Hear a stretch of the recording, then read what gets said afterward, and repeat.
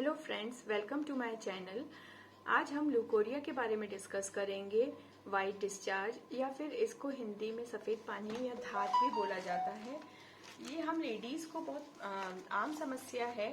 इसके अलावा फीमेल्स को भी परेशान करता है। ये मैरिड वुमेन्स, नर्सिंग लेडीज़ है जो ब्रेस्ट फीड करवाती हैं, या फिर इसके अलावा कभी कभी हमें न्यूबॉर्न इन्फेंट्स में भी ये परेशानी देखने को मिलती है।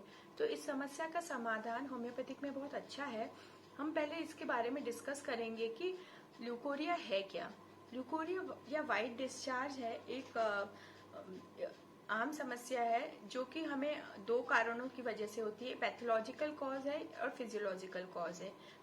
फिजियोलॉजिकल कॉज में childbirth, lactating mothers, teenage girls, married pregnancy, इन 4-5 कॉज में जब हमारे शरीर में हार्मोनल चेंजेस होते हैं उस समय देखना गया है। तो फिजियोलॉजिकल कॉज अपने आप ही ठीक हो जाता है, इसमें ट्रीटमेंट की जरूरत नहीं है।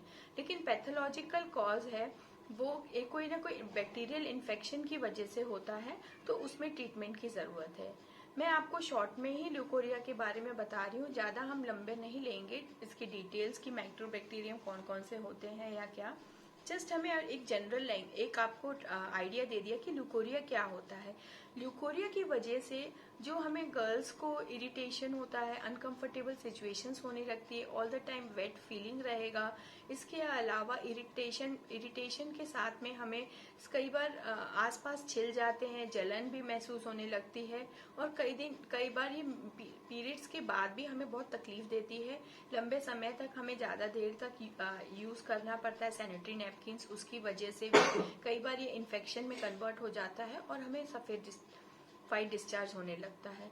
तो इसका ट्रीटमेंट अगर हमने कर लिया तो हमें काफी हद तक आराम लगेगा और हम परमानेंटली रिलीफ पालेंगे। तो आइए मैं आपको इसकी मेडिसिन के बारे में जानकारी देती हूँ कि होम्योपैथिक में कौन कौन सी ऐसी मेडिसिन हैं जो आपको मदद करेंगी। तो सबसे पहले हमारे पास है एस्कुलस हिप 30, जिसमें कमर में दर्द के साथ आपको वाइट डिस्चार्ज की प्रॉब्लम होती है। तो एस्कुलस हिप से आपको बहुत आराम लग जाएगा। ये दिन में 3 बार आप सुबह, दोपहर, रात करके 3 टाइम लेते रहेंगे तो इसमें आपको आराम लगेगा। इसका डिस्चार्ज कभी कभी जो होता है डार्क येलोइश, चिपचिपा और आसपास की जगह छिल भी देता है। साथ ही यह तकलीफ मेंसेस के बाद बढ़ती है। तो ये दवाई 30 या 200 पोटेंसी में सुबह शाम हर एक महीने तक लेंगे, या एक हफ्ते में अगर आपको आराम लग जाता है तो आप इसको लेके बंद कर दीजिए। नेक्स्ट हमारी एक और अच्छी रेमेडी है, वो है एल्यूमिना। ये एक डीप एक्टिंग रेमेडी है। इसका डिस्चार्ज पतला पानी जैसा होता है, और या फिर अंडे की सफेदी जैसा कह लीजिए। इसके साथ में जलन बहुत तेज होती है। ज्यादातर तकलीफ दिन के समय या फिर मेंसेस के बाद बढ़ती है, और ठंडे पानी धोने से इसकी जलन में और तकलीफ में आराम लगता है। ये एक स्ट्रॉन्ग मेडिसिन है जो रात को सोने से पहले एक टाइम अगर लेंगे तो आपको आराम लगेगा। आर्सेनिक एल्बम एक और मेडिसिन है।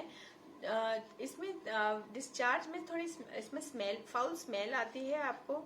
इसके साथ में जलन होगी, जलता है गंदी स्मेल के साथ में, और साथ में गरम सा लगता है। डिस्चार्ज जो होता है थोड़ा सा गरम रहता है, बहुत तकलीफ रहती है और कमजोरी भी महसूस होती है, थकान, कमजोरी। लेकिन अगर पेशेंट को गर्म कमरे में जाता है तो गर्म कमरे में जाने से उसको आराम लगता है। उस केस में आर्सेनिक एल्बम 30 दिन में 3 बार दे दीजिए तो उसमें आराम लगेगा। बोरेक्स एक और मेडिसिन है डिस्चार्ज के लिए। इसकी भी डिस्चार्ज अंडे की सफेदी जैसा रहता है, और ऐसा लगता है कि गर्म पानी सा गर्म पानी का फ्लो हो रहा है। उस केस में हम बोरेक्स ले सकते हैं। 30 दिन में 3 से 4 बार ले सकते हैं और आपको आराम लगेगा। नेक्स्ट जो है कार्बोवेक्स 30। ये जो है इसका जो डिस्चार्ज होता है, ल्यूकोरियल डिस्चार्ज, वो होता है मेंसेस के बिफोर और थिक और ग्रीनिश होता है। कार्बोवेक्स 30 थिक और ग्रीनिश होता है। उस केस में आप 2 बार सुबह और रात में खाली पेट ले लीजिए 30 पोटेंसी में, तो आपको काफी अच्छा लगेगा, और ये एक हफ्ते तक आप लेके स्टॉप कर दीजिए। कार्बोलिक एसिड एक और रेमेडी है जो कि 30 पोटेंसी में इसका भी डिस्चार्ज थोड़ा ऑफेंसिव रहेगा, थोड़ा इरिटेटिंग रहेगा, इरिटेशन महसूस होगा और इसके साथ में आपको इचिंग और बर्निंग भी होगी कार्बोलिक एसिड में। कभी कभी इसमें बहुत ज्यादा निचले हिस्सों में पेन भी और दर्द का एहसास भी होता है जो कि पैरों की तरफ भी जाता है, तो कार्बोलिक एसिड उस केसेस में बहुत अच्छा रिलीफ करेगी। क्रियोजोट एक और रेमेडी है जो कि डिस्चार्ज के लिए बहुत ही इफेक्टिव रेमेडी है। इसमें भी पानी सफेद जैसा रहेगा, आसपास छिल जाएंगे, जलन महसूस होगी। कैंथेरिस और क्रियोजोट ये दो मेडिसिन है जो कि जलन के साथ आपको तकलीफ होगी, लेकिन इसमें कैंथेरिस में आपको पेशाब में भी जलन होती है और कभी कभी पेशाब रुक रुक के भी आता है। उस केसेस में आप कैंथेरिस 30 दे सकते हैं। और क्रियोजोट है आपको डिस्चार्ज के साथ जलन, इचिंग, आसपास छिल जाते हैं, रेडनेस महसूस होती है, अनकंफर्टेबल सिचुएशंस होती हैं, उस केस में आप क्रियोजोट ले सकते हैं।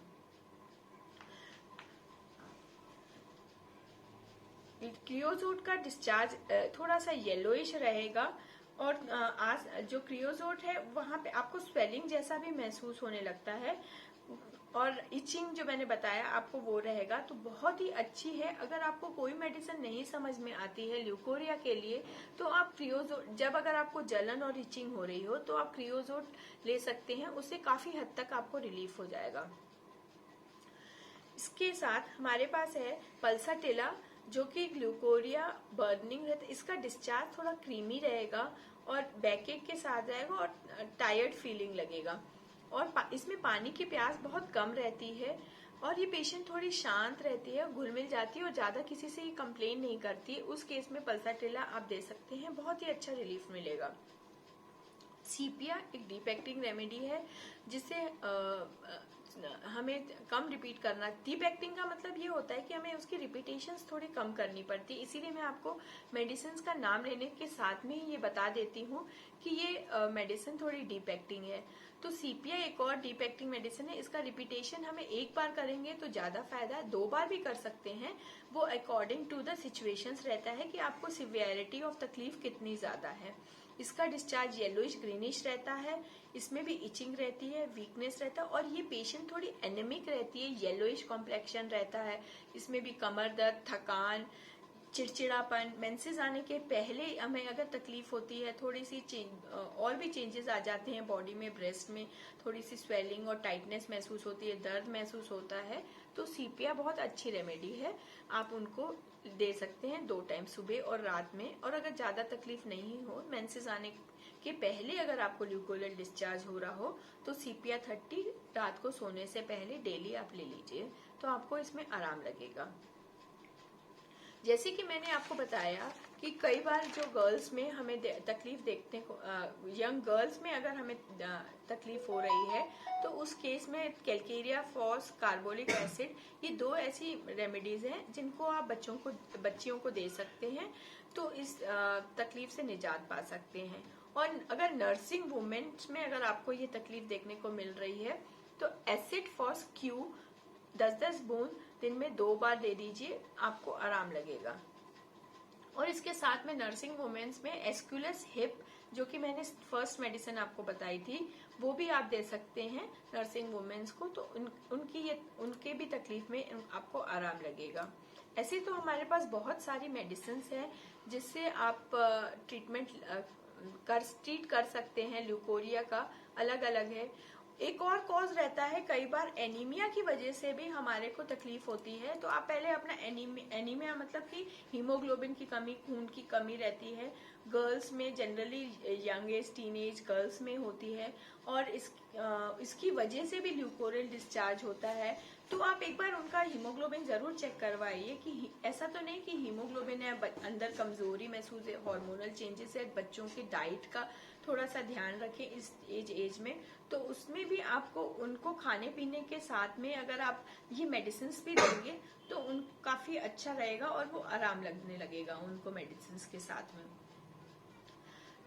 एनीमिया का जो साथ होता है यंग एज के साथ में, मैंने हमारी आजकल की फीमेल लेडीज को भी बहुत ज्यादा होता है क्योंकि वो उनका अपने खान पान की तरफ ध्यान नहीं देते हैं और फैमिली लाइफ या फिर जॉब या अपने उसकी वजह से अपने आप को इग्नोर करती हैं, तो उनसे भी मेरा ये सजेशन है कि पहले आप अपना एक बार हीमोग्लोबिन जरूर चेक करवा लें कि वो तो एक कॉज नहीं है, तो फिर आप अपने एक डॉक्टर से मिलके एक आयरन या फॉलिक एसिड की मेडिसिन स्टार्ट करके आप अपना ट्रीटमेंट करवाइए और साथ में मेरी मेडिसिन लिए आपको जरूर आराम मिलेगा।